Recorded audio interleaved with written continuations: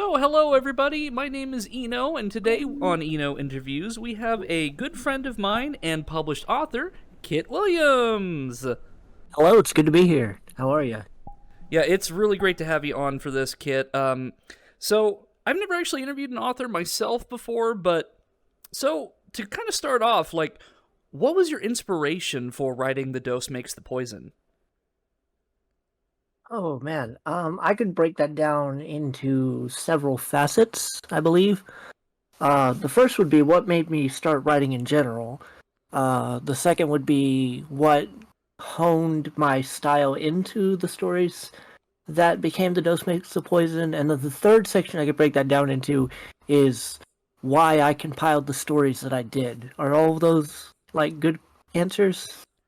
Yeah, I think where we can start is kind of what was your process? Like, what made you think, okay, I'm gonna write this book. This is where I'm starting. Like, what was your just straight up starting point for your book? Really, it's just man,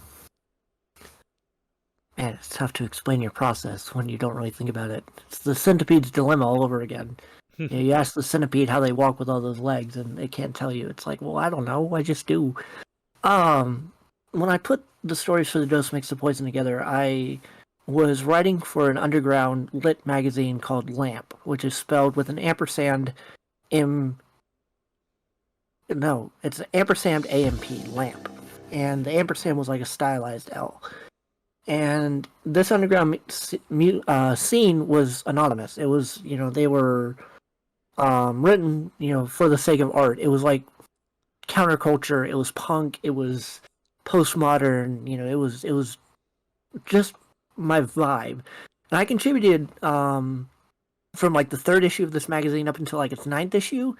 Right. Before it ended up going on hiatus, and I think it's back. I need to actually go look and reconnect with those friends and everything.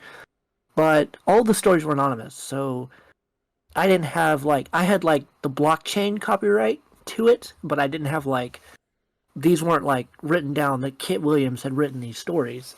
So I wanted to collect the stories that I had sold to this magazine and put them in one volume with my name on it.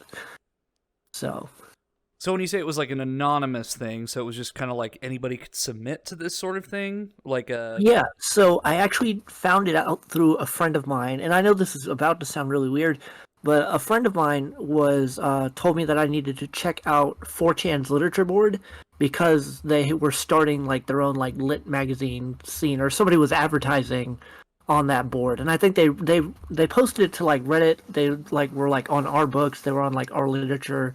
It got cross posted a lot of places. But my friend was on the 4chan board, and that's how I got into contact with them, was through the email that they were posting in this listing.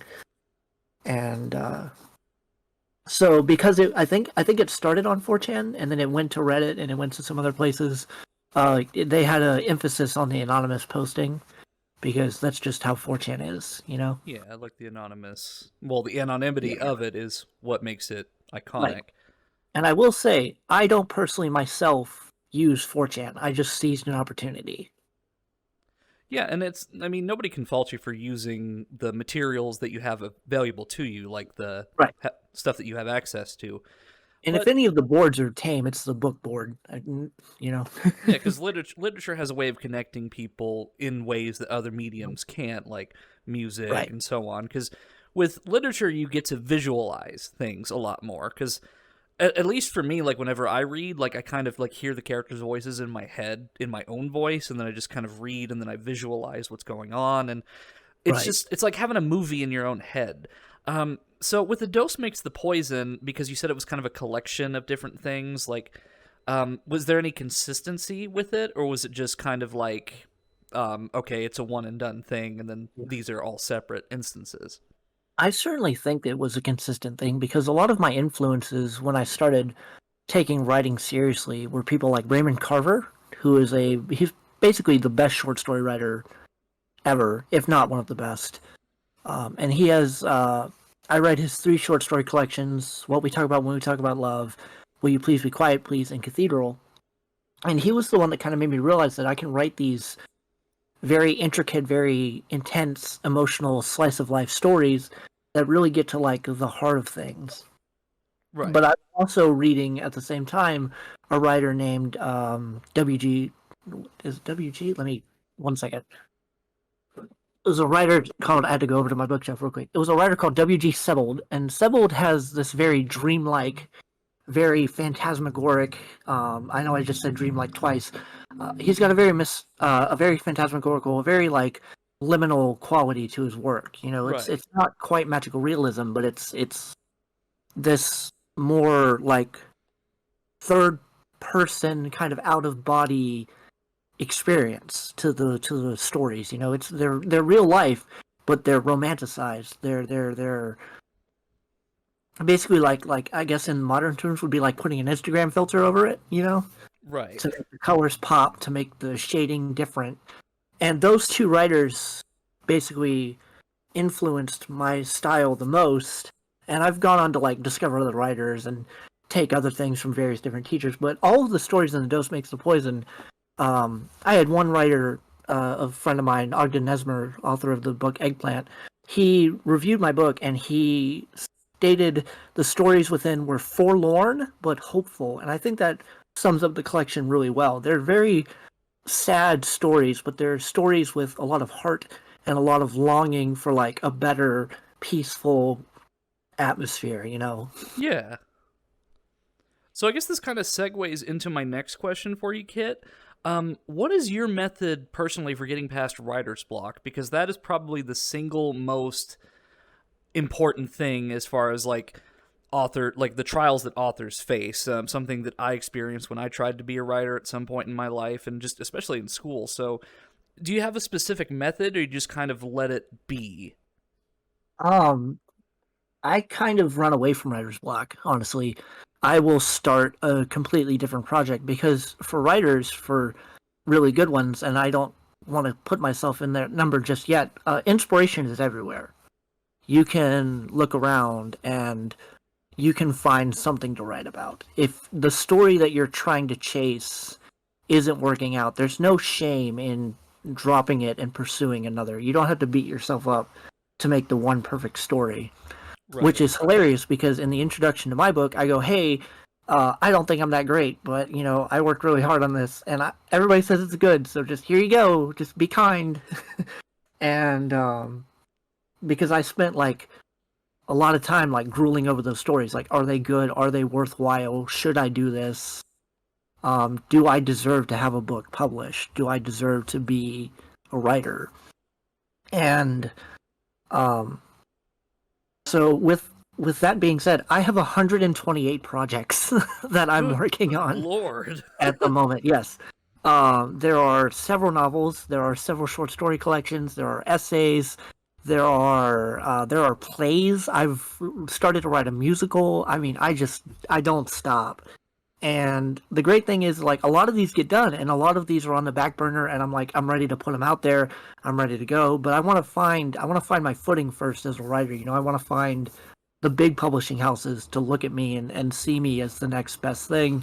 You know, I want them to want to promote me, to want to, you know, show me off to the world. I don't want to be languishing in a corner somewhere, you know, hastily typing out on my Torpedo 18 typewriter and just being like clickety clickety clickety clickety. Um, but yeah, I mean, writing is such a cathartic activity for me that whenever I get stuck on a story, I'm just like, you know what? I have 128 more. Let's go work on one of those other ones. Yeah, you just have another one in And the you know, pipeline if you get yeah, stuck. right, right. And like I said, inspiration is everywhere. I mean, you can write a story about like recently my dad was in the hospital for surgery for a brain aneurysm. And while we were there, you know, all the way across the country to see him, we were staying in the guest house of the hospital. And in that guest house, I met with and I talked to the caretaker of the guest house, and she was telling me the history of the guest house, but she was also telling me her history, what got her to the guest house, what her family situation was like, what she's gone through in her own losses and her own battles and her own tribulations. And what you have to realize is everyone on earth is like that. Every single thing is like that. So you can draw from tragedy and celebration and anger and pain and loss and joy from anything. I mean, you can write a story about how you went to the movies one time and what really stuck out to you was the scent of the popcorn machine. And every time you're at a theater now, you think back to that time that you took your mom to see, or that your mom took you to see The Little Mermaid, and your mom's gone now, but the popcorn machine, it's still there and it still smells the same, and it's like she's still there when Yeah, walk by. And like a like my sentimental mom's reminder. fine. My mom's okay. I don't fucking like popcorn, but I could write a story, a very convincing story, based around that concept. Yeah, and honestly, that's really beautiful because I think we've all kind of had that experience where we smell something or we hear a song and then it takes us back to that memory that we think of, like a core memory almost. Because, like, Yeah, scent, especially with our senses, like smell, taste, touch, whatever, like, we're reminded of an event in our past usually, like whether it's a smell or something like that. So that's really beautiful, Kit. yeah. And you've got to think, especially now in the internet age, everything is connected. Every single thing that you can think of. When I mention Ray Carver being one of my biggest inspirations, one of my biggest teachers for writers, through Ray Carver, I found an author named Andre Debus. And Andre Debus is also another short story writer that writes very similar to me. And in the late 90s, or maybe early 80s, late 90s or so, somewhere in that time frame, he was injured helping a motorist on the side of a road, and his legs were crushed. One had to be amputated, one was unusable for the rest of his natural life. And he wrote about the pain and the trauma of overcoming that injury and that pain of like trying to become a whole person again. And then he talks about in one of his essay collections, I think it's Meditations from a Movable Chair, where he talks about the Hemingway story. What is it called? This kind of reminds me of, like, Vincent van Gogh, for example. He was able to make such incredible and beautiful artwork that is just iconic in the world now. But he went through so much trauma and mental anguish, and that's why nowadays you see things like trauma art or things like that, where people make such beautiful art in some really dark times of their life, because it shows that even when somebody's going through a dark period in their life, they still have a lot of light left in them, and there's still that optimism, and they can still see beauty and show beauty, even if they don't realize it. Because, like, Van Gogh probably didn't even realize that people would love his artwork and be inspired by it for years and years afterward. So it's heartwarming in a way to see that. Yes, I agree with you. So I'm still looking for the story. Anyway, there's a Hemingway story, and I hate that I can't remember the name of it because it makes me look like an illiterate moron. But it's a Hemingway story about a wounded soldier who's going to this clinic where there are machines that help you recover, and the machines don't work for him, but he keeps trying. And so Debus links himself and his accident and his trauma to Hemingway's story, which he says that he used to teach as a teacher. And then I link those to my own experiences and my own injuries. And everything is connected in the world. So my next question for you, Kit, is, before we got onto the stream, we talked about, like, all the books that you've read. You've read like 900 something in your lifetime. So According to Goodreads, yes. yeah, according to Goodreads. But was there a favorite book that you read in 2023, or just any that stand out more than the others? Oh God. Oh yes. Oh Jesus. Hold on. So let's go to my Goodreads really quick and go to my year in books. I know for a fact one of the major standouts for me was Bastard Out of Carolina by Dorothy Allison. Dorothy Allison is an LGBT writer. She's from South Carolina, Spartanburg, I believe. Maybe Spartan? No, Greenville. She's from Greenville, South Carolina, which is very close to where I grew up. And Bastard Out of Carolina is a story about child abuse. It's about trauma. It's about coming of age, poverty, hopefulness, etc., etc. And a lot of it really rang true to my own experiences, especially growing up poor in the South, as they would call it. the desperation to be better, the desperation to be something you're not, the desperation to be fixed and lovable and all this other fun stuff. So Bastard out of Carolina for sure. That's a major standout. I'm looking through my year. Let's see here. So it's kind of like Giovanni's Room by James Baldwin. Okay, listen. I read 92 books last year. That's more than I read. there's quite a lot. So there's Giovanni's Room by James Baldwin, which is a great book about a gay man in Paris whose lover is about to be executed by guillotine, and he hates himself for being homosexual, and he is going through the novel trying to find love that he himself does not personally believe he deserves. So that was a major standout. Purple America by Rick Moody, White Oleander by Janet Finch, another great story about coming of age, written by a female author who experiences, her mother kills her husband, and she gets thrown through the foster system and put through the ringer by all these abusive families as she comes to terms. But it's also about healing and grief and perseverance. And right before I read White Oleander, I read The Road by Cormac McCarthy, which is a book about fatherhood and carrying the fire and continuing to be just in an unjust world. And can you tell that theme really speaks to me? Yeah, so, absolutely. Especially being a parent yourself. Yeah, for sure. I can imagine the difficulty of taking all of these traumatic life experiences and not continuing the trend to the next generation. Yeah. But yeah, I read so many good ones. Like The Easter Parade by Richard Yates is there. Norman Mailer's The Deer Park. I finally reread Walden after all these years. Gustav Hilbig, Wolfgang Hilbisch. I read some of his stuff, which was really good. I read, a lot of Joan Didion, a lot of Richard Yates, a lot of Andre Debus. I finished all his stuff. I read Zen and the Art of Motorcycle Maintenance. I mean, I went all over the place, but you had time to read, and you took that chance. Oh yeah, that's about all I do in my free time. That and write. So, what was your experience like publishing your book? Was it really hard? Were there a lot of hoops that you had to go through? What was that experience like for you? So I feel like it'll invalidate me as a writer somewhat, but basically, through publishing through LAMP, I would email, the query email person, the editor, and I would send him my work, and he would be like, yeah, this is great, we can use this. Or he would be like, no, this is not for us. He never rejected a single one of my stories, which I always thought was like cash money. I was like, yeah, boy, I'm the best. But after I had them all together, I basically just slapped them all together into one PDF, and then I just uploaded it to Amazon's self-publishing thing.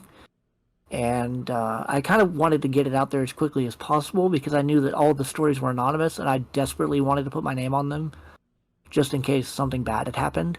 So I kind of rushed the production of The Dose Makes the Poison, which is why I tell people that, you don't have to buy it. I'll send you, a PDF of just the stories. And, you can email me or you can message me on Goodreads, and I'll just send you the stories. Which I think worked fine, but, it could have used, a little bit more editing. It could have, there's a lot that goes into making a book, and it can be difficult. It can be definitely financially consuming because you have to, if you don't know how to edit very well, you've got to shell out money for an editor. If you don't know how to promote yourself, you got to shell out money for a promoter. And that's even with the big houses. So even if Random House paid me $10,000 to write a book, or if Penguin paid me $10,000 to write a book, I would still have to, do the promotions to make that $10,000 back before I started seeing any money at all from Penguin or Random House. Right. But I think self-publishing is a very strong avenue for a lot of writers. You see it a lot. I think the author that wrote Iron Widow self-published, and look at how successful that book has been. So, and then with the advent of stuff like TikTok and Twitch and other things, it really gives you a larger platform to reach like-minded people. And I didn't take advantage of any of that because I'm shy. So, with you mentioning how you say that your book was rushed a little bit, is there any possibility of you rewriting, re-editing it, and then sending it back to the publisher for a second edition? Is that a possibility or something you're looking into? It actually is. I've actually gone through. There's one of the stories in the book called Newlyweds, and it's about this couple who is just married on the onset of the Great Depression.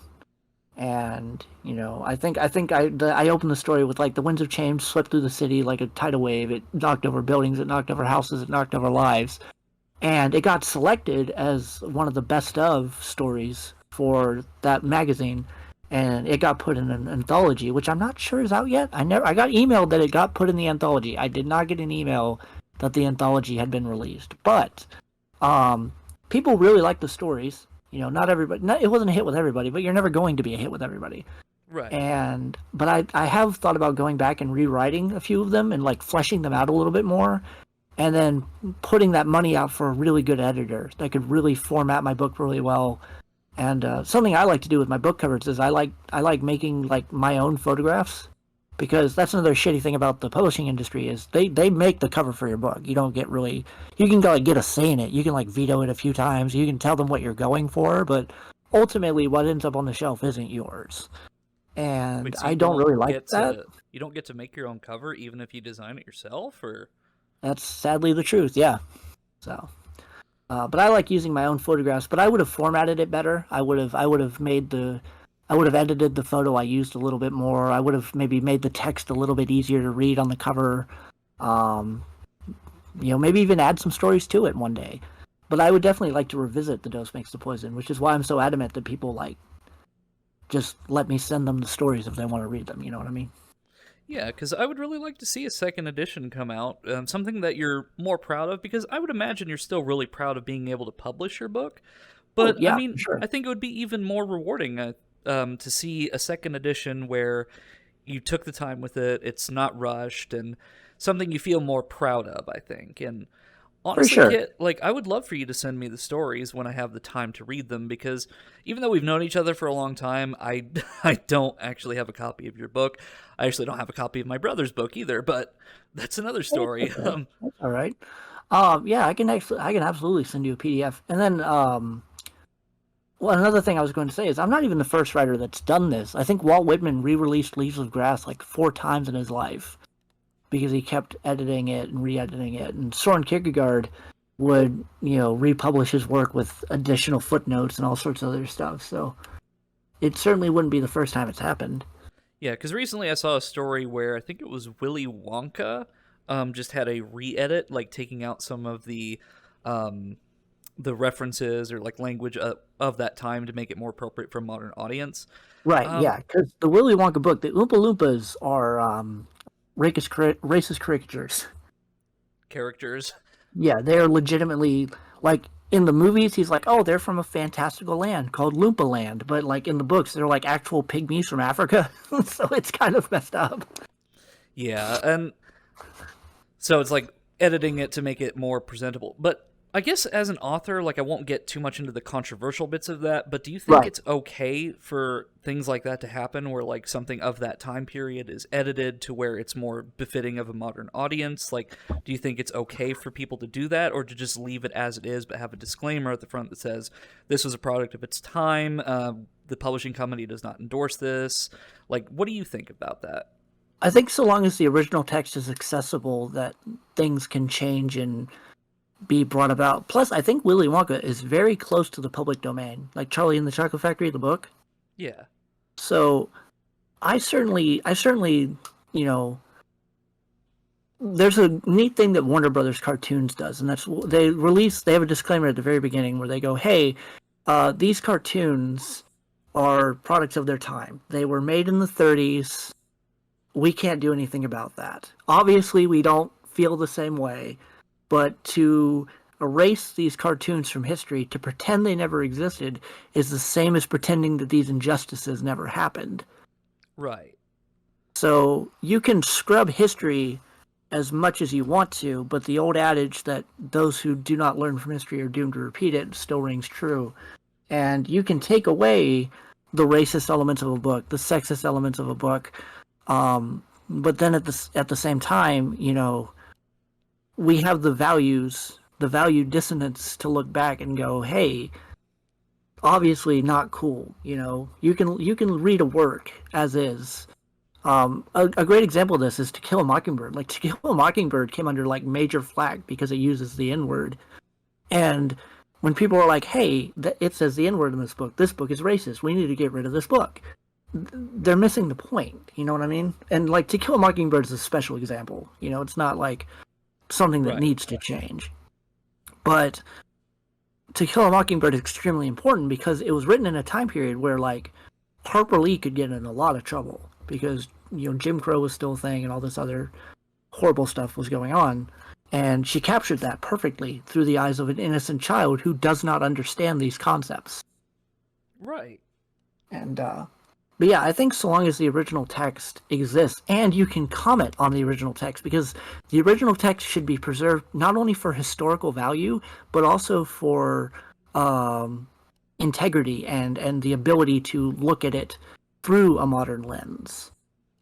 Because you can critique it based on right modern society and then how culture has changed over time. Exactly. You can compare like how far social justice, and not just social justice, because I know a lot of people cringe away from that word, but how far progressiveness has come, and it's been very short. I mean, you can read a book from the 60s and they're using the N-word, or they're using other slurs, or they're homophobic, or what have you, and you realize that the 60s was like not very long ago, so right.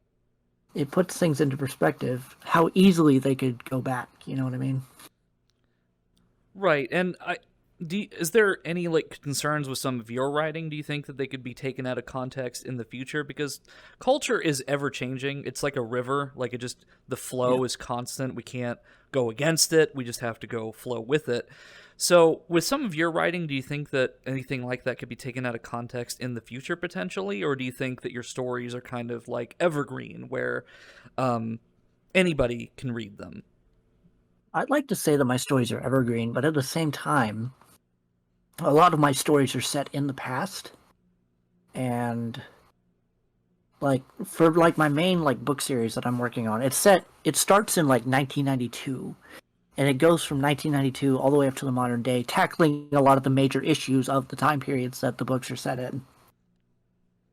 And so I feel like I might run into those issues eventually, but I'm hoping to be a skilled enough writer that people can know what I'm trying to do, which is to show the world as it is, as it was, and as it will be. And some of that, I would imagine, especially because like in the 90s, like some of that was stuff that you experienced firsthand, because I think you're quite a few years older than me, probably like, how old are you now, Kit? I'm 27. I will be 31 in May. Okay, so you've got quite a bit more experience under your belt in the 90s, so you grew up in a time where you could see some of these things firsthand, and this is just how it was. And is there any like part of you that no, I don't want to use the word self-insert, but is there any part of your writing that is kind of based off of your own experiences, or whether that be school, life, or just in general, like from your personal experience? Yeah, I feel like everybody puts a little bit of themselves into it. Like I said, you can draw inspiration from anything. So, my main protagonist, his name is Clinton Reed. He's a journalist that went to KU, and he has a journalism degree, and he travels the world, commenting on these topics and everything like that. And so, he's from Wichita. So, like, I've lived in Wichita. I went to KU.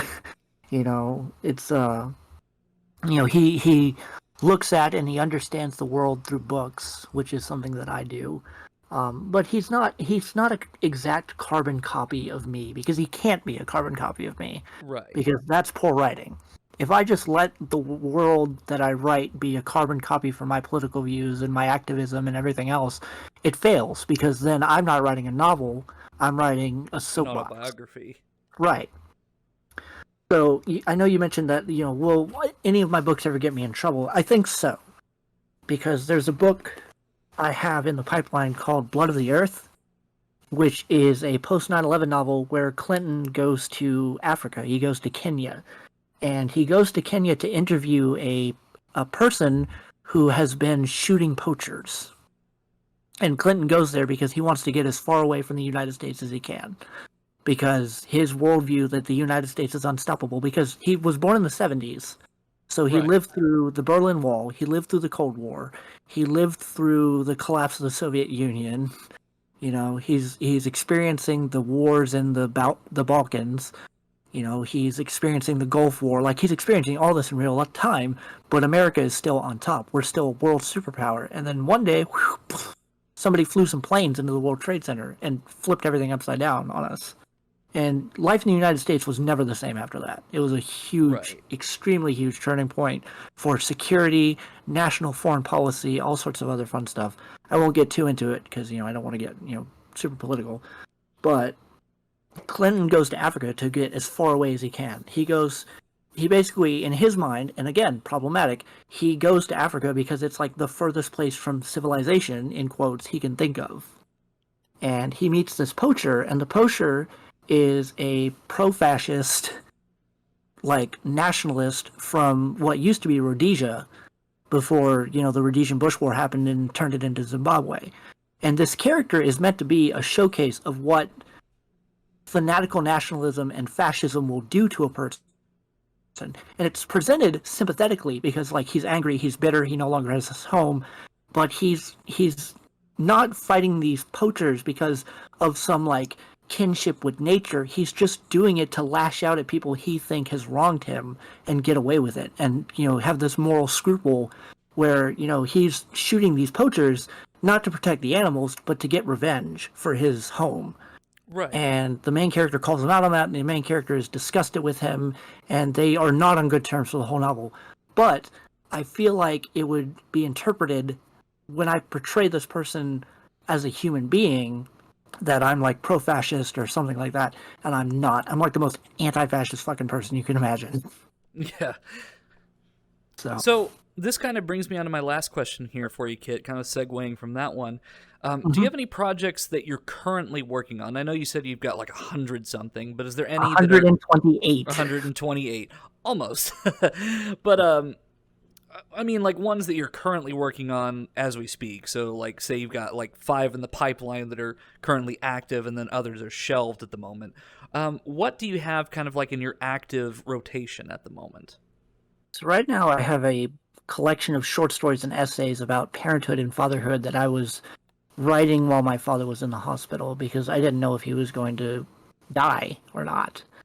And because I translate my feelings through the written word, through reading books and writing them, I started writing essays about, like, hey, like, here's this, like about Galaga. I was like, hey, I'm at the laundromat washing my clothes because I'm not home. I don't have a place with a washer and dryer, and there's a Galaga arcade cabinet here. And it reminds me of being poor in the South and having to go to the laundromat as a child, and there being a Galaga cabinet there, and spending quarters after quarters after quarters playing Galaga, and my dad talking about what Galaga meant to him. And now I own my own Galaga cabinet, and my son plays on it. And I talk about how I'm not the best Galaga player in the world. I think my score's only like 50,000. But That's still it's but good. it's something that's connected 3 generations of my family, and it's something that I will always associate with my dad, and now it's something that I will always associate with my son. So I had a lot of essays like that, and then I interspread them with short stories that have like this theme of fatherhood and parenthood and legacy to them. And so I'm working on that. I'm editing it right now. It's done. I'm editing it, and I'm gonna probably release it under the name The Hospital Sketchbook sometime this year. And then I have a play called Brontosaurus that I'm workshopping right now. And Yeah, that's Brontosaurus what I was is going to talk about next. right. And okay, I can hold off if you want to talk about it if you have a question about it. But Well, I think the only question I have about Brontosaurus is just not really a question, but more of a statement. Tell us about your play. right. Well, Brontosaurus is a anti-capitalist, anti kind of American dream kind of play, kind of in the vein of Arthur Miller's Death of a Salesman. But in the play, we meet Jonathan Smith, and it's spelled differently. Like, it's pointed out, like, John Smith is an extremely common name, right? It's like the most common name in the United John States. Smith, Jane Doe. Yeah, but his name is spelled Jon, Smythe. So John Smith. It's he doesn't stand out, but he does just enough, and that's kind of the whole point of the play. Is it's this kind of take on the Greek classical anti-hero where he has all the tools to be happy. He's in this like economic boom because it takes place in the 50s. He's in this economic boom. He's in a great industry because he's doing accounting or printing or something. It's never outright stated what he's doing because ultimately it doesn't matter, right? Right. So, but he works at this factory and he suffers a mental breakdown and he starts hallucinating. He starts having like these derealization moments where he's seeing himself as a brontosaurus. And I picked a brontosaurus because it's the animal that I think symbolizes being out of time, being out of place, and taking up the most space that I can logically. The blue whale is huge, but the blue whale still belongs in the modern world. The brontosaurus does not, So you've got a lot of themes of just not fitting in, out of place, because I can definitely see that symbolism of just a brontosaurus or like being out of time, because I would imagine just like going out and seeing like a brontosaurus or like a T-Rex or something. It's like, what are they doing here? I thought they were extinct. Right. And the reason that I picked the brontosaurus as like the dinosaur of choice, instead of picking another large sauropod like Titanosaurus or Dreadnoughtus or Diplodocus or something like that, is because brontosaurus was a contested genus for a long time. For like 20 years, we were like, maybe brontosaurus doesn't actually exist. Maybe brontosaurus is just mislabeled fossils of Apatosaurus. And now brontosaurus is back. And so it adds that kind of like this invalidation of him, basically. Like, he sees himself as a dinosaur, but he doesn't even see himself as like a real dinosaur, because this is the 50s. Brontosaurus is being contested. So, so this is kind of like a self-image thing. Like like that's how he sees himself. Kind of like how many of us with our self-image, we see ourselves as either great or like we see ourselves as negatively, and we have like this projected image of how we perceive ourselves to the world, or how we think we look to the world, whether it be we think of ourselves like as really ugly, or we are a little more vain and we think ourselves as the prettiest thing around. So it's kind of like his own like self. There's no magical realism. Like, he's not actually a brontosaurus. It's just how he's projecting himself, and it's how he shows himself to the audience. And that was another point. My prop department fucking hates me because I insist on building a life-size brontosaurus puppet for this. If not life-size, then very large, like at least giraffe-sized. I know we can do it because I saw a play. Oh god, what was it called? Oh man, it's a Eugene O'Neill play. Oh, what is that called? One second. I'm going to look up what it's called because it's bugging me. The play with the giants. I'm literally typing in Eugene O'Neill Brontosaurus puppet play. I know it can be done. So I guess in the meantime, since we're kind of like getting to the kind of like the tail end of the interview, for those of you who have any questions for Kit, definitely do restate them in the chat. I do see that some people had some questions, but if you have any that you'd like to ask him, or ones that I've missed, because I've been more focused on the interview section, please do resend them, and then I will ask them to Kit. But it's just been really fascinating to hear just your perspective on being an author, because each community of media kind of has their different struggles, their different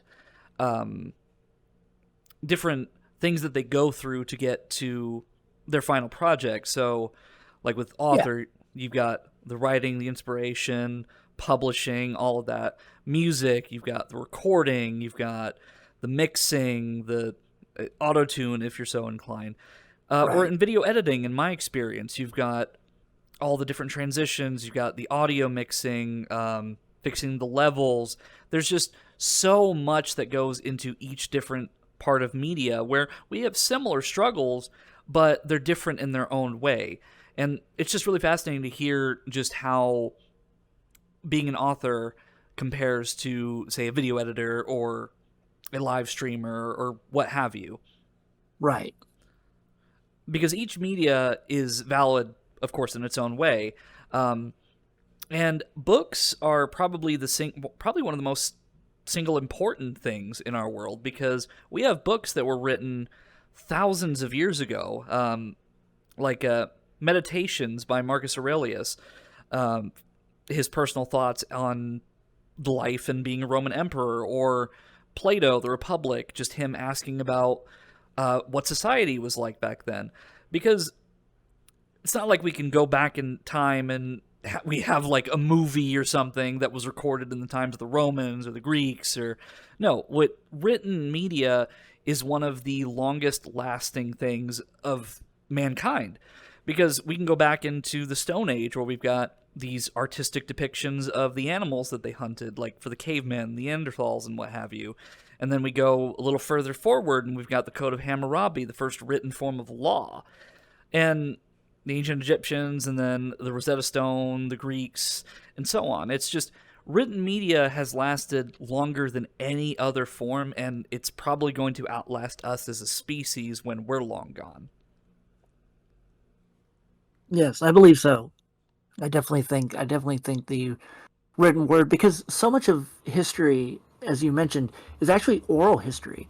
The Iliad and the Odyssey were spoken to each other for hundreds of years before Homer ever wrote them down. If Homer is the one that wrote them down, if Homer was even a real person, we don't fucking know.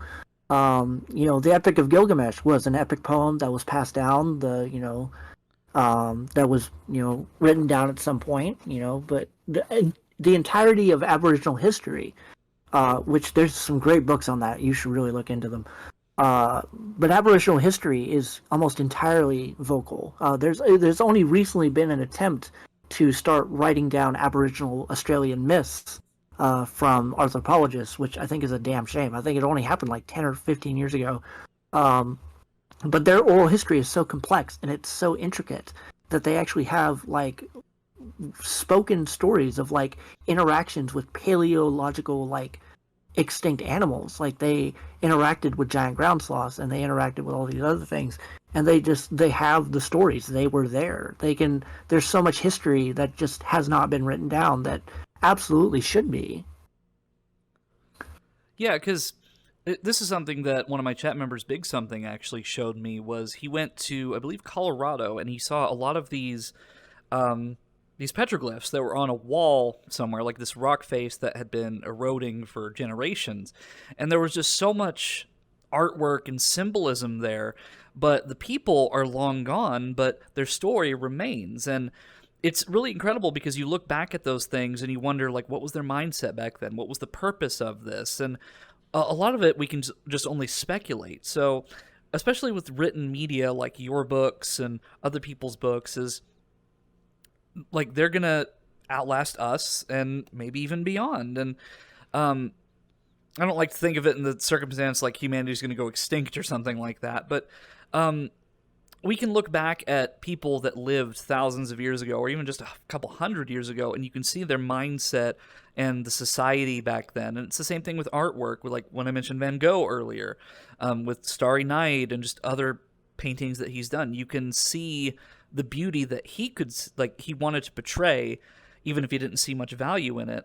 But we can see like the beauty that he had in his heart and what was inside of him, even if he was going through a really dark time in his life. And I think like me reading your novel and your books, I'll be able to kind of get a little bit more insight into your mindset and what you're thinking and how the world has affected you. And that's something that I will find really fascinating whenever I read your books, and hopefully your play as well, Kit. I hope so.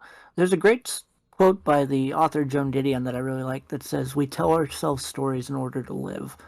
And I definitely put a piece of myself in every single thing that I write. Whether that's the books that I read, the music that I listen to, the tastes and touch and sensations that I feel. It's definitely and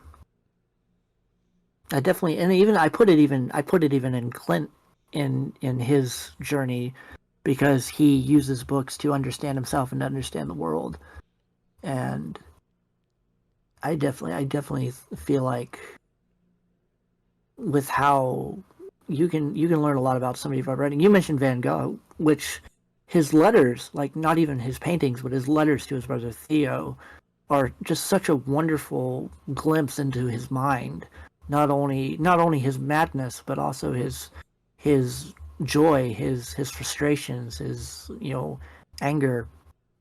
And I think when he died, I think what did he say? The sadness will continue. And it really, I mean, it's one of those tragic things that, like, if you could go back and show Van Gogh that he would eventually be appreciated hundreds of years after he died, would he still have killed himself? And the answer is probably very likely that he still would, because Van Gogh isn't going to live another 100 years. Right. So you can show him that he could matter to millions in the future, but all that's going to mean to Van Gogh is that he has a legacy, and there might be some peace in that, but I don't think it would be enough to save him. Yeah, and we also can't really we can get a glimpse into somebody's mindset, but we can't see every bit of them completely. Because everybody is more than what we portray or what people see in the world. Like, you are much more than what people see in you. I'm much more than what people see in me in my day-to-day life, Right. whether Like, that you be at guys aren't going to work or believe this, but streaming. I am not actually a frog. Right? What? Yeah, he's also physically not in that couch or that chair either. Um, but we've got some questions for you, Kit, from my Okay. chat, and I'll go ahead and read those off to you, and Sure we'll see thing. how that goes. Hell yeah. Let's go. So, what in particular do you think your affinity with books and literature comes from? In other words, what does it personally mean to you by big something? So you know how I said I was writing that book about my dad because I didn't know if he was going to die? My dad is the reason that I read, because after I got out of the foster system, my dad ended up getting full custody of me. And one of the first things that I remember owning, like permanently owning, was the first four Harry Potter books. And from there, and that was all that was out at the time. That's how old I am. Old as a state of mind, my friend. Yeah, that's how old I am. Well, there were only four. There were just four in 1999. There were just four. But I remember getting the first four, and I breezed through them, man. They were amazing, and I really immersed myself into that world, and I really immersed myself into. And kind of it was kind of like before the whole internet culture thing happened. So I'm like imagining myself as a wizard, and I'm imagining myself as going to Hogwarts, and so I'm like making my parents buy me all the merchandise, and like I've got like a little stuffed Hedwig in a little cage. I've got like the trunk, and I've got all this, and I'm like, I'm off to Hogwarts. And there's a picture of me somewhere where I dressed up as Harry Potter for Halloween. I used to look exactly like Daniel Radcliffe. It was crazy.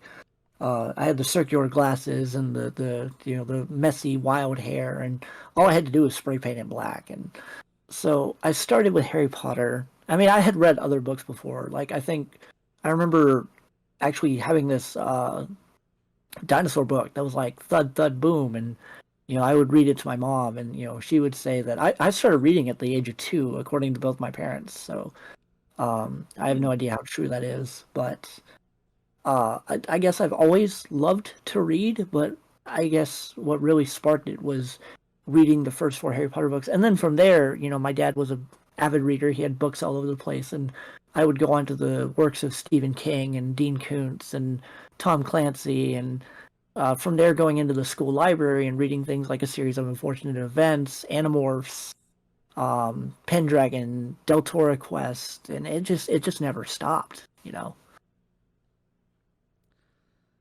And So, I think, like, so oh, sorry. is Go there ahead. any book from your childhood that you would say that was kind of like the one that kind of got you set off into your journey? Like, I Oh know you mentioned man. Harry Potter, but was there like a specific one where you're like, yep, this book is awesome. I want to continue Yeah. reading more? So I have another book called The October Syllabus, which is basically every book that has had a major impact on my life. And so I can tell you right now with full clarity that there are 3 books I read as a young adult that shaped me as a person, or maybe Okay. 4, maybe 4. Let me see, 4. So the first is The Giver by Lewis Lowry, which is a post-apocalyptic dystopian novel where all color, all memory, and all emotion have faded from the world. And one special child by the name of Jonas is chosen to be the receiver of memory, which means that the giver, the titular character, gets to give him all the memories of pain and love and death and loss and sorrow, but also the memories of color, of heat, of cold, of all these sensations and wonderful things. And as Jonas gets exposed to these things, he no longer fits into the society that he was raised in. His entire world is flipped upside down. And it really drilled into me, how much are we willing to sacrifice for the sake of comfort, for the sake of not feeling war? This society got rid of happiness. This society got rid of love. This society got rid of what rain feels like on your skin. They got rid of what, lying down and making a snow angel feels like, or they got rid of the emotions you get ripping open a brightly wrapped present underneath a brightly lit tree, all for the fact that they couldn't handle grief and agony and pain. And these things, all of these things, are what make us alive, as well as the good things. It kind of reminds me of that episode of My Little Pony Friendship is Magic with the Kierans.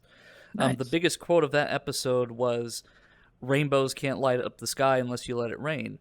Because you can't feel love if you don't also feel anger or hate, because that's part of living. That's part of just the human experience, is to feel emotions, to feel in general.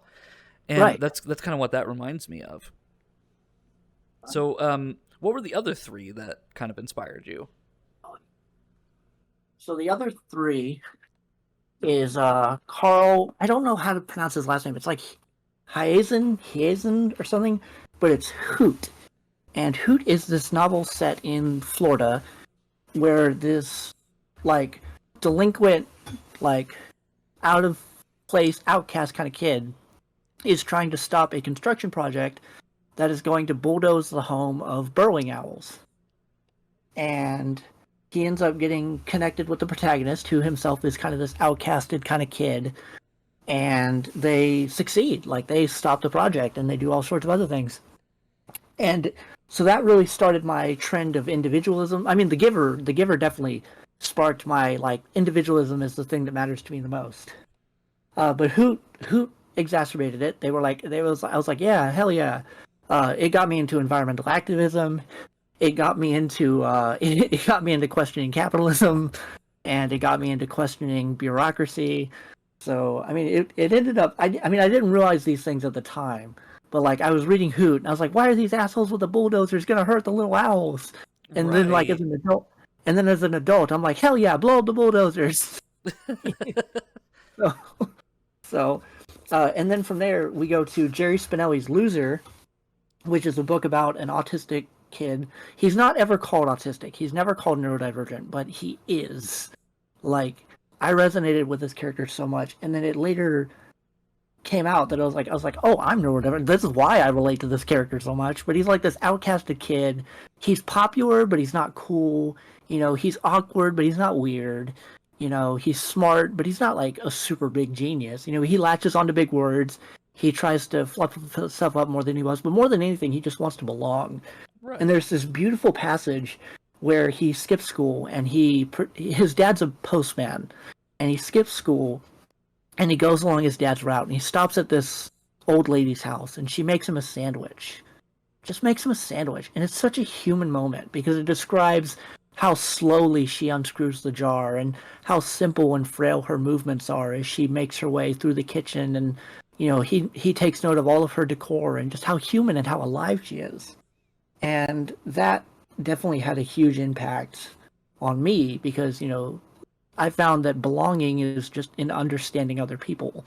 And how do I understand people? I read books. And then the last book of my YA career that really set me on my path as a person is Gene Craighead George's My Side of the Mountain, which is a series of books about a kid who runs away from his home and goes to live in the mountains. He captures a falcon named Frightful. I love Frightful so much. He captures a falcon. I think it's a red-tailed hawk, or it is a falcon. I forget exactly what kind of bird she is, but I think she's a falcon. He captures a falcon, and he uses her to hunt and survive. And again, it was kind of like Hoot in the fact that it sparked this love of the natural world. It sparked this love of individualism because, again, like Hoot, like Loser, like The Giver, individualism were a major theme of all these novels. And he's on his own. He's self-sufficient. He's in nature. He's given up material things. And he's like 15, you know. And two, I was always like, I want to run away from home and live in the woods. I want a pet bird. You know, I want a fucking falcon. Can I get a falcon? You know, so I took falconry classes because of this book, and I never got far with them, but like I took them. They were available. So those are probably the 4 books I read as a young adult that ended up shaping me the most as a person. And of course, I can't deny Harry Potter's impact on me. I can't deny A Series of Unfortunate Events. I can't even deny Animorphs. Animorphs had a huge impact. Yeah, where it got me into learning about animals and, you know, the like war and death, and like, man, that series gets really dark really fast. You're like, oh man, kids turning into animals. And then in the last book, it's like, oh no, kid getting her head lopped off by a polar bear.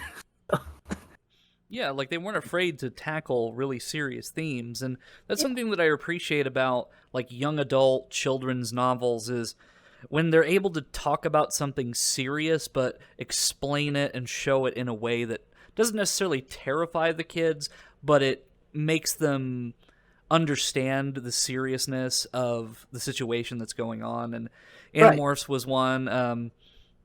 Remnants was one that I read, which was kind of like a post-apocalyptic alien thriller novel series for young adults. I don't know if you've ever read that one. I have not. Yeah, that one was one of my favorites growing up. But really, like, that's just... And even, like, Shel Silverstein, for example, he was the one who wrote The Giving Tree, wasn't it? Or was that a different author?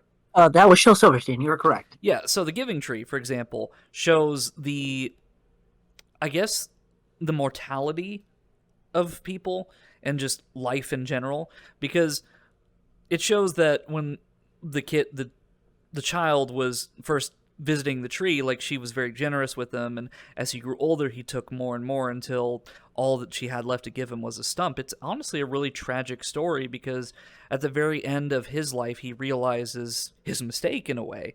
Like, all that this tree ever did was give him everything he ever wanted, and even after she had almost nothing left to give, she still was able to provide something for him. And it's just a tragic tale of generosity and mortality, and really a lot of Shel Silverstein stuff showed just the tragedy of certain parts of life and seeing things through a different lens. And I read Shel Silverstein when I was like in the 3rd grade, and he was like the primary author that we read when it came to like poetry and things like that. And of course, like Dr. Seuss was another one, but yeah, it just shows a realistic but tragic way of showing things in life.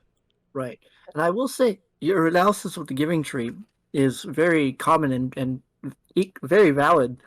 But another great way to look at it is at the end of the book, the last page of the book, the line is, and the tree was happy.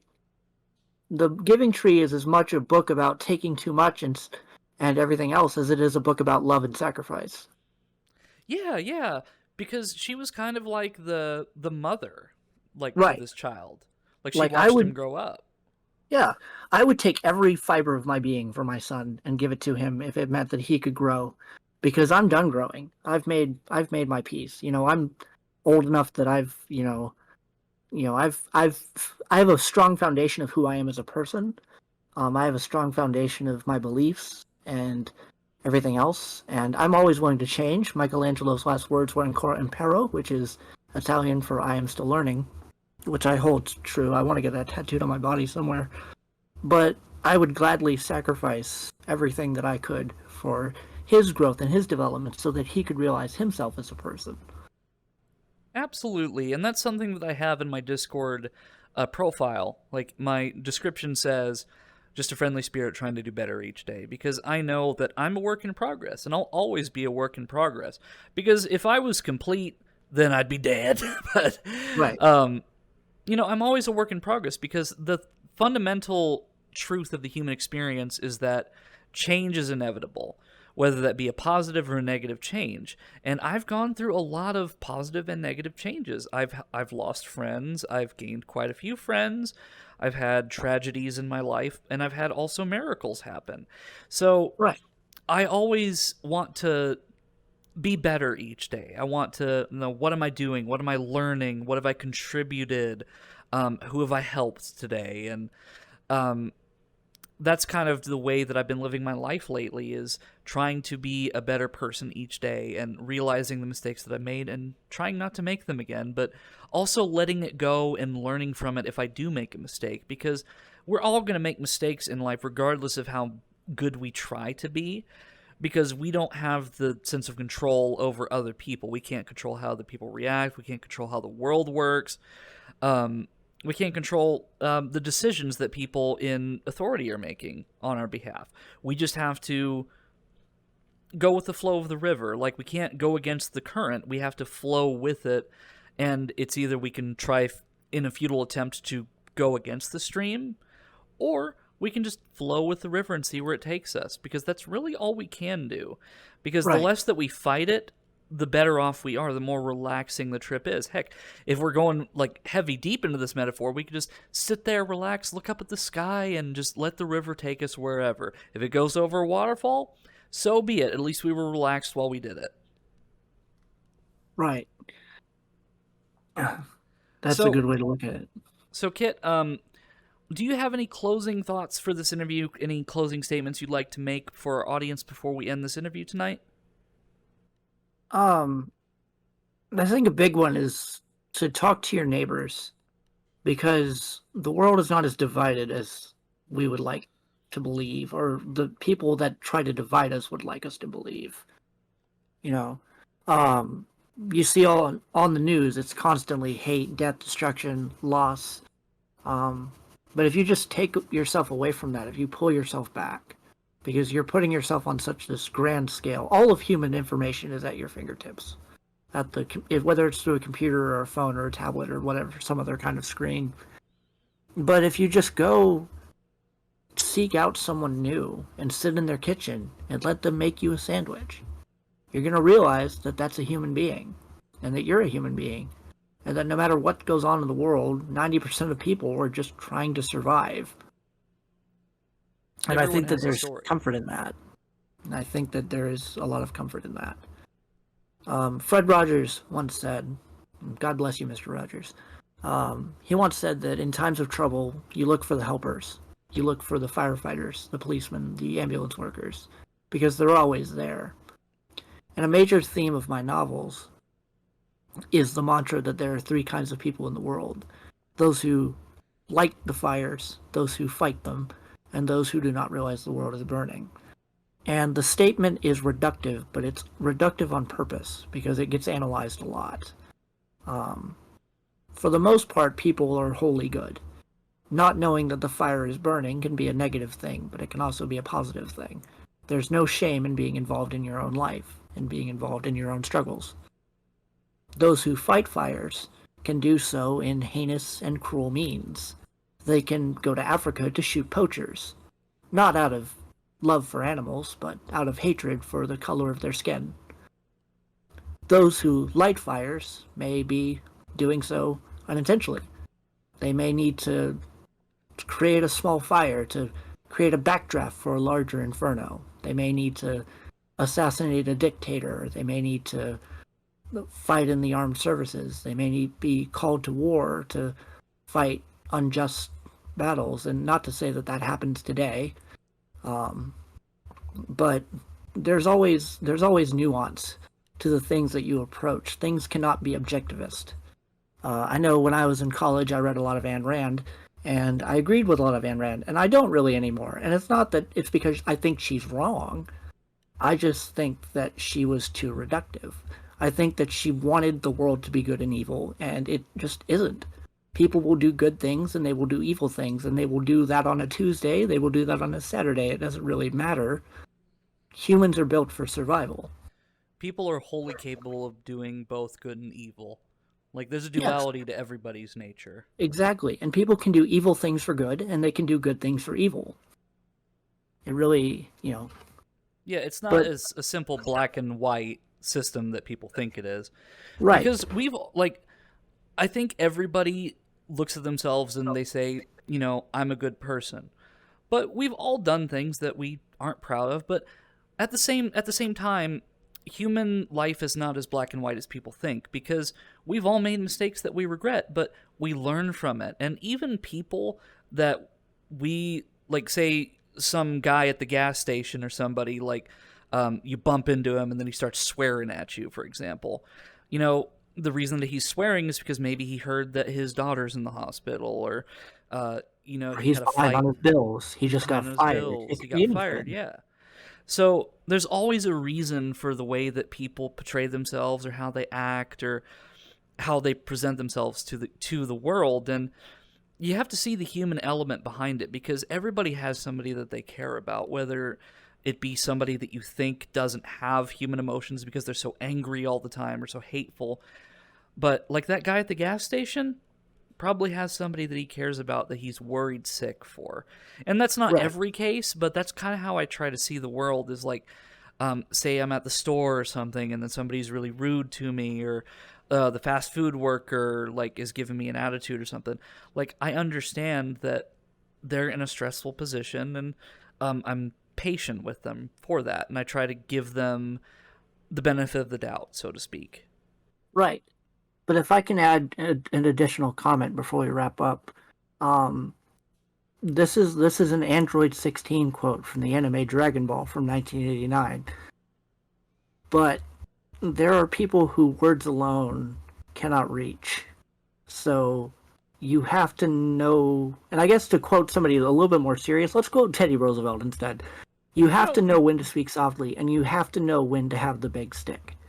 Because evil does exist. And there are good people that will do evil things, and there are evil people who will do good things. But there are also evil people who will do evil things, and they will continue to do evil things until you bonk them with the big stick.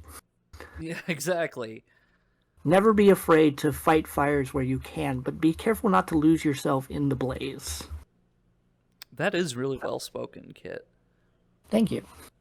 And really, it's just been a pleasure to talk with you on such a length about being an author, your works, and just your experiences, and just your mindset about certain things related to being an author, but also just how your worldview influences your writing and your experiences. And really, thank you for coming on to the show today, Kit. I really much appreciate it. Yeah, thank you for having me. Thank you for letting me talk about my books and my experiences. And I can't wait for none of these books to ever come out because I get hit by a car tomorrow or some shit. Oh, no.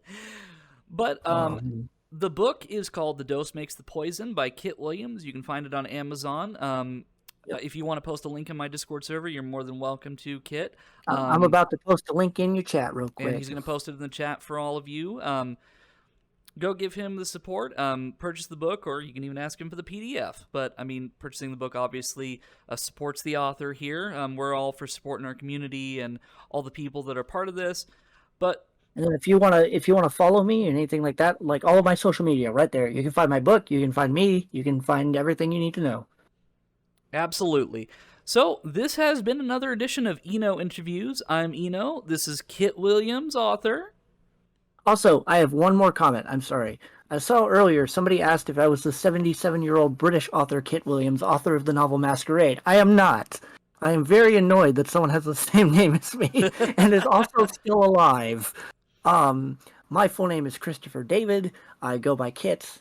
So if you want to call me Kit D. Williams, which I will probably start writing on my books to differentiate myself from the other guy, I will probably do that. But no, I am a 31-year-old from Kansas. He is a 77-year-old from England. We are not the same person. So, I'm Eno. This is Kit. Hello.